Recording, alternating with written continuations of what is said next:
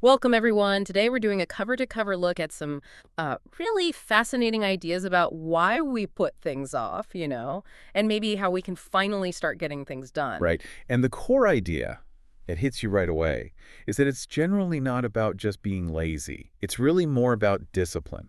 Discipline, yeah, and bridging that gap between what we want like right now versus what our future self actually hopes for down the line. Exactly. That distance is huge. So, our mission today, let's try to pull out the most actionable stuff from these ideas. Maybe uncover a surprising insight or two that can help you win that internal fight against delay. And it sounds like part of that journey involves facing some inner things, maybe even a bit of fear. Definitely involves fear. Yeah. Okay, so let's dig in. The first thing that jumps out is this idea that procrastination is basically, it's a strong pull towards the easy choice, right? Away from the hard stuff. It's your present self, Yeah. the one that wants the immediate reward watching TV, scrolling social media. Yeah, the easy dopamine hit.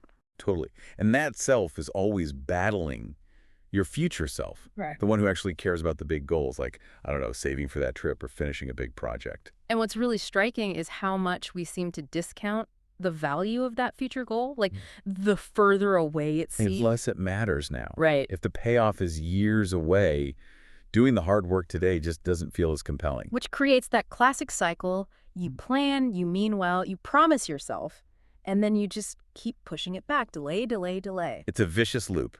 And that story about the $600 credit card bill. Wow. Oh, yeah, that really illustrates it. The hassle of just driving across town right then felt like too much. So the present self just said, nope, later. Exactly. Ignored the reminders, Yeah. kept putting it off, and that small bill just exploded over time, ended up wrecking credit scores, canceling accounts.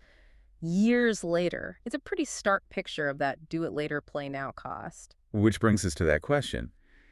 Is it just laziness? Yeah. And these ideas really argue, no, it's often something deeper. It's often rooted in fear. Okay, this is where it gets really interesting, maybe a little uncomfortable too. It's fear of failing, maybe fear of changing things up, fear of, well, just the unknown. Or even just fear of feeling uncomfortable doing the task. Right. And there's that quote that kind of sums it up. Procrastination is not the same as doing nothing. Procrastination is often about fear. Fear is not creative. That hits hard. Fear basically paralyzes you, keeps you stuck. It's not really an enemy you conquer with brute force. It's more like a feeling you have to acknowledge and then sort of move through anyway. Like those examples they mentioned, someone moving to Japan without knowing the language, or Debbie leaving a really bad relationship. Yeah, the fear must have been huge in those cases. Hmm. But maybe the fear of staying put, of things never changing, became even stronger. That pushed them forward. It's the opposite of that stuck, uncreative feeling procrastination gives you. So, okay, if fear and ignoring the future are big parts of the problem, what are the solutions? How do we actually do the hard things? The ideas offer some really practical steps. They do. One is pretty cool. Actually visualize yourself doing the task first. Just imagine it being completed. Spend a moment just picturing it done. Yeah, sounds a bit simple, maybe, but it apparently helps bypass that initial resistance, that freeze response. It kind of tricks your brain into thinking, okay, this is possible. Builds a little confidence right away. I like that. And then there's the 5-minute rule. We've probably all heard of this one, but it's powerful. The biggest hurdle is just getting started, right? Exactly. So you commit to just 5 minutes. Just 5. On that difficult thing. 5 minutes usually feels doable. And often, once you're actually in it, you might just keep going. Often you do. And related to that is just writing it down. Sounds basic, but it makes the intention clearer, more concrete. Yeah, it gets it out of your head. There was that specific idea, too, about writing the task down 5 times, like really hammering it home. An interesting mental trick. And another big one, especially for those of us who get easily distracted. Uh-oh, the shiny objects. Or the cat videos. Laugh slightly. Yeah, the gratification monster is always lurking.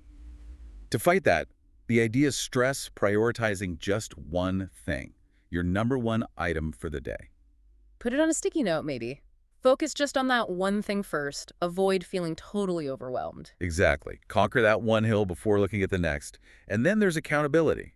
Because let's be honest, self-accountability is tough. Oh, it's so easy to negotiate with yourself. I'll do it later, I promise. Right. But having someone else involved, a partner or a group, that adds a layer of urgency. External pressure, basically. Yeah, you don't want to let them down. And the last big mindset shift is about embracing discomfort, learning to lean into the hard stuff. Growth doesn't really happen when you're comfortable. That makes sense. It's like building a muscle, right? The more you practice doing things that feel a bit difficult or scary. The more resilient and confident you become, you train your brain not to shy away automatically. So, bringing this all back to you, the listener, these aren't just, abstract theories. They're tools, real tools you can use. Whether it's getting healthier, sorting out finances, starting that project you keep thinking about. It's about understanding what's really going on inside the mindset stuff, the fear, and then using these specific actions to break those old patterns, those patterns of self-defeat. Yeah, getting some control back. So, wrapping up this cover-to-cover look, the big takeaway maybe isn't about needing superhuman willpower. It's more about being honest about that internal struggle, recognizing how fear plays a role, and then just taking small, deliberate steps. Small steps to bridge that gap between now and later. I like how one idea put it, you are not your procrastination, it's what you do. It really comes down to the action, doesn't it? It does. And sure, life is guaranteed to be hard sometimes. That's another point mentioned. But pushing through those hard things is exactly how you build the confidence for whatever comes next. So maybe the question for you to take away is, what's that hard thing you've been putting off? Yeah, what's just one small step you could visualize doing right now? And maybe commit just 5 minutes to it today. What tiny action could start breaking that pattern for you? Thanks for joining us for this cover-to-cover look.